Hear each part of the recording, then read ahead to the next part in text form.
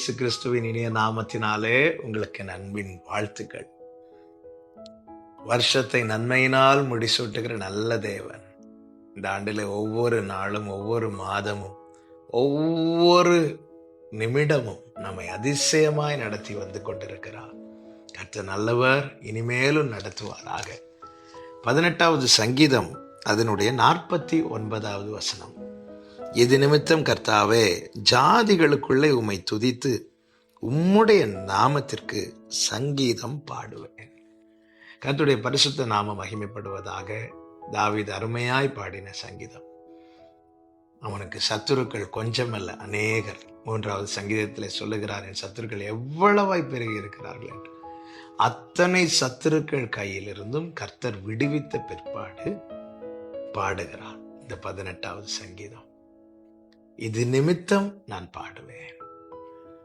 அநேக காரியங்களை இங்கே சொல்லுவதை நம்மால் பார்க்க முடியும். அதுல 3 பிரதானமான காரியத்தை சொல்லி இந்த நாளிலே ஜெபிக்க விரும்புகிறேன். 1, தாவீது சொல்லுகிறார், என்னை தூக்கிவிட்டார். 18வது சங்கீதம் 16வது வசனம். உயரத்திலிருந்து அவர் கை நீட்டி என்னை பிடித்து ஜலப்பிரவாகத்தில் இருக்கிற என்னை தூக்கிவிட்டார். என்னை பிடித்து என்னை தூக்கிவிட்டார். என்னை கை நீட்டி பிடிக்கிறதற்கும் என்னை தூக்கி விடுகிறதற்கும் அவர் மனம் வைத்தார். பார்த்தீங்களா? இது நிமித்தம் நான் பாடுவேன். என்னை பிடித்து என்னை தூக்கிவிட்டார். அதனுடைய 18வது வசனத்தில் தாவீது சொல்லுகிறார், என் ஆபத்து நாளில் எனக்கு எதிரிட்டு வந்தார்கள், கர்த்தரோ எனக்கு ஆதரவாயிருந்தார். என்னை பிடித்து என்னை தூக்கி விட்டார். தூக்கி விட்டுட்டு அப்படியே விட்டுட்டு போகல, எனக்கு ஆதரவாயிருந்தார். என்னை பிடித்து என்னை தூக்கி விட்டார், எனக்கு ஆதரவாயிருந்தார். அதனுடைய 47வது வசனத்தில் தாவீது சொல்லுகிறார், அவர் எனக்காக பழிக்கு பழி வாங்கி ஜனங்களை எனக்கு கீழ்ப்படுத்துகிற தேவனானவர். என்னை பிடித்து என்னை தூக்கிவிட்டார், எனக்கு ஆதரவாயிருந்தார், எனக்காக பழிக்கு பழி வாங்கினார். இது நிமித்தம் நான் கர்த்தரை பாடுவேன். என்ன அருமையான வார்த்தை! இந்த ஒருவனுக்காக அவர் செய்தது அதிகம். அது நிமித்தமாக அவர் எப்படி பாடாமல் இருக்க முடியும்? எப்படி துதிக்காமல் இருக்க முடியும்? என் பலனாகிய கர்த்தாவே, உம்மில் அன்பு கூறுவேன். எனக்காக, என்னை, எனக்கு எல்லாமே நீங்க செய்றீங்க. எல்லாவற்றிலும் நீங்க நிக்கிறீங்க. என்னை தூக்கி விடுறதும் நீங்க தான்.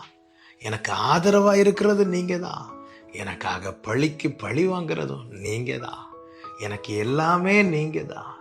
அது நிமித்தமாக நான் உம்மை பாடுவேன். என்னை கேட்டுக்கொண்டிருக்கிற அன்பு சகோதரா, சகோதரி, யார் நம்மை தூக்கி எடுத்தாரோ அவரே நமக்கு ஆதரவாயிருக்கிறார். அவரே நமக்காக வழக்காடுகிறவராயிருக்கிறார். இன்று வரை நம்முடைய வாழ்க்கையை திரும்பி பார்க்கும்போது ஆமென், நமக்கு, நம்மை, நமக்காக அவர் மாத்திரமே இருந்தார் என்பதுதான் சத்தியம். பாடுங்கள், கர்த்தரை மகிமைப்படுத்துங்கள், நன்றியுள்ளவர்களாய் காணப்படுவோம். கர்த்தர் இன்னும் நமக்காக யுத்தம் செய்வாராக. நமக்கும் நம் சந்ததிக்கும் சதா காலமும் அவர் கிருபை செய்ய உண்மை உள்ளவராயிருக்கிறார். கர்த்தர் அப்படியே செய்து நடத்துவாராக.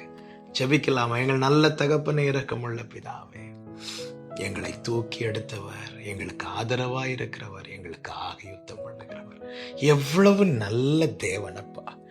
உண்மையாய் நீங்க இல்லைன்னா நாங்க இல்லப்பா. நன்றியோடுமை துதிக்கிறோம். உடைய திரு சமூகத்தில் அர்ப்பணிக்கிறோம். இயேசுவின் நாமத்தில் பிதாவே, ஆமென்.